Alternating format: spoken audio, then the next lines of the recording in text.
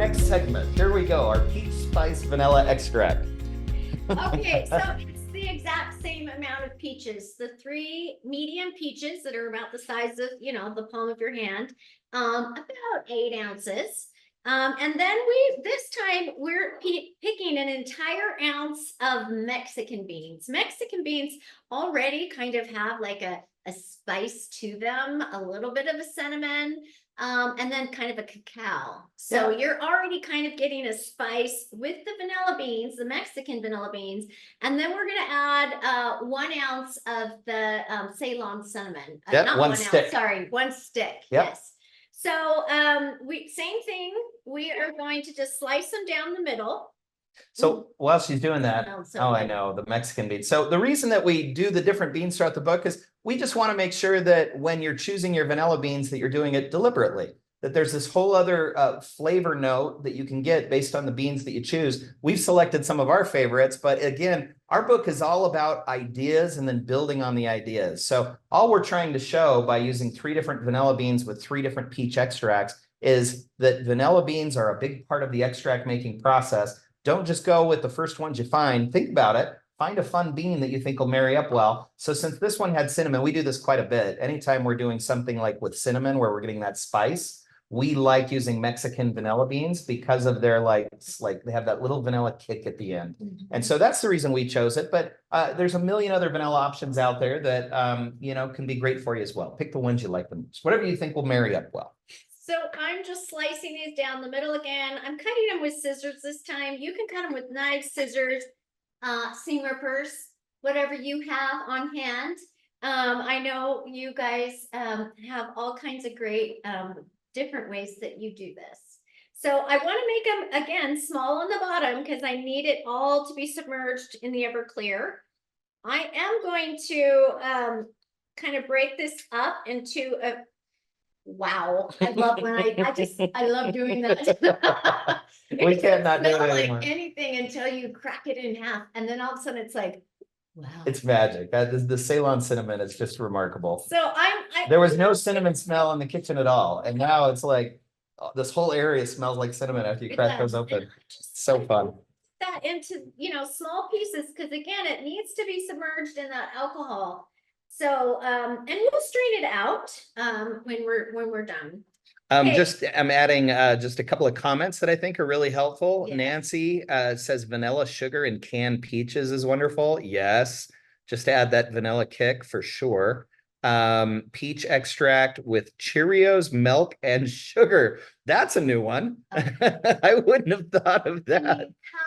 You're making plain Cheerios that good. Yeah, Roxanne Young said that. I love it, Roxanne. And then Jeanette says custards. Yes, custards with the peach would be amazing. Sorry, didn't mean to interrupt. No, I'm glad. I want to hear what everybody's saying and I can't.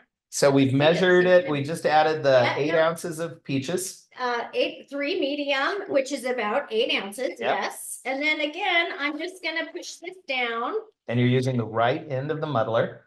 Now, because I said it. Exactly. He's picky. Oops, let's straighten that out a little bit. Oh. All right, there we go. So I pushed it down because again, I want to make sure that I have plenty of room for my Everclear. But we got to talk for a minute because this is the one where the recipe calls for high proof rum. Oh, yes. So, okay, this is a little bit of a detour. This is a detour. So the reason we wanted a high proof rum for this one is the cinnamon with a spiced rum. It's amazing. And that is what we recommend. But as you'll see in the book, it calls for a 160 proof, which is 80% alcohol, high proof rum. And because peaches are at about an 89% moisture content, if you start with a 160 proof high proof rum, you can still do the change out halfway and you'll still end up being above that 35% alcohol content after the second change out. But we had a problem here in Utah. So when we did the book, we had high proof rum. It was what I wrote the name down, Stroh's, S-T-R-O-H. And it's the 160 proof, which is 80% alcohol, that we would recommend using. We can't find high proof rum right now in Utah. We've searched all over the place. We can't find it. We're gonna have to call family members in Arizona or someone to Yeah, see if we can get it brought. Someone's got to bootleg it into us. My sisters are good about doing that for me. Yes.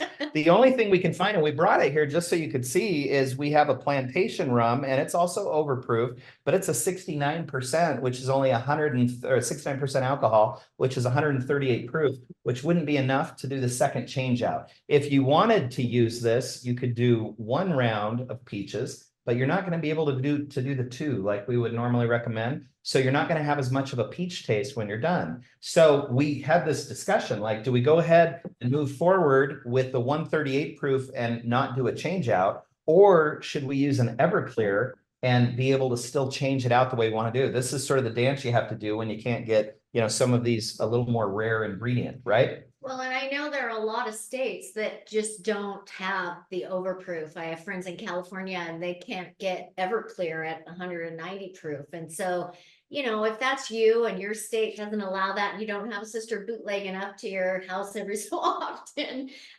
then you have some other options. You can do freeze-dried fruit and then just use regular vodka or rum or bourbon or whatever your spirit of choice is. You can just go freeze dried, or if you can get like a 160 Everclear, then you can do 1 change out. So, we kind of wanted to be able to address this issue of, can you even get, overproof from that high or overproof, Everclear, because some people can't. And so we want you to know what your options are. Yeah, we hadn't planned this. It was just kind of a snafu that we had when we were getting the spirits together for the live today, that it was just no longer available. We didn't have any in the state when it was time to get them. So in our case, what we're doing is this, and let me kind of reiterate, because I think it's a really important point. Say that you wanted to do the spiced rum. You could still do like the 138 proof spiced rum. You could add the fresh peaches, but then when it's time in a month to change out the fresh peaches, instead of putting fresh back in, if you want a more peach taste, you would have to add like a freeze-dried peach back in. And you'd let those go until you got the taste that you want, but you can't really add any more peaches with moisture content. Fresh peaches. Right, fresh peach. That's what I'm saying. So you got to use like a freeze-dried, a dried peach, and then you could still get the taste of the spiced rum. You'd have to use dried to kind of top it off until you get the flavor that you want, but you would still get there. Well, that was such a detour from the recipe in our book. We might do that one later, because I think that would be a great live just to show how to make it. But our book calls for the change out in 1 month, when we kind of like we're going to do with the cherries and the blueberries today. And so we wanted to stick with the change out. So we're calling an audible. We would love to use the spiced rum. If we had the 160 proof spiced rum, it is better. It's so good, but we just don't have it. And so we're going to go ahead and use Everclear. It's still fantastic with the Everclear because you're getting the cinnamon, plus the peaches, plus the vanilla. If you want more of a spicy kick with the Everclear, you can always add another cinnamon stick. You could go really creative and add maybe a little star anise or something like that, just to give it more of kind of a spiced rum flavor with the use of dry ingredients. So there are things you can do to sort of mimic that spiced rum, but you just don't have the spiced rum to do it. Yeah. So we wish we had it because it's our favorite with spiced rum. But it's going to be fantastic with Everclear. But we might add an extra cinnamon stick when we do our taste test. We might, do some other things just to make it a little spicier, since we didn't use the rum. We just want to get your brain going. What other things can you do if you don't have the option of such a high proof alcohol? You do have other options. Yeah, we were surprised. We're like, oh no, what do we do? And that's what we concluded. We're going to stick with the change out. We're going to stick with the high proof spirit. We wish we had spice rum. We just don't this time because we can't get it. Again, just to repeat, the one that we like is called, I think I'm pronouncing it correctly, Stroh. It's STROH. It's an 80% ABV, so it's 160 proof. Works wonderful for peach extract. So if it's available in your state, grab it.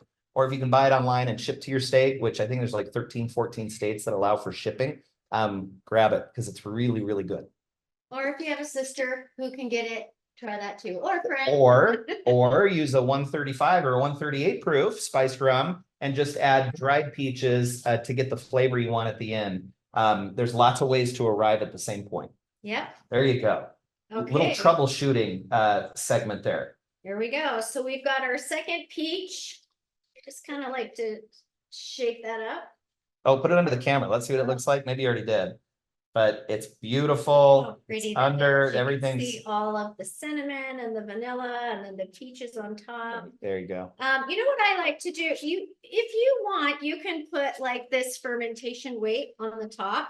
I think it's doing okay right now. Once the fruit starts to absorb all of the alcohol, it will settle. But check on it ever so often. If you feel like you need to push it down, go in. You can push it down with a muddle or whatever, or you can get one of these fermentation weights and push it down with that. Those are some options.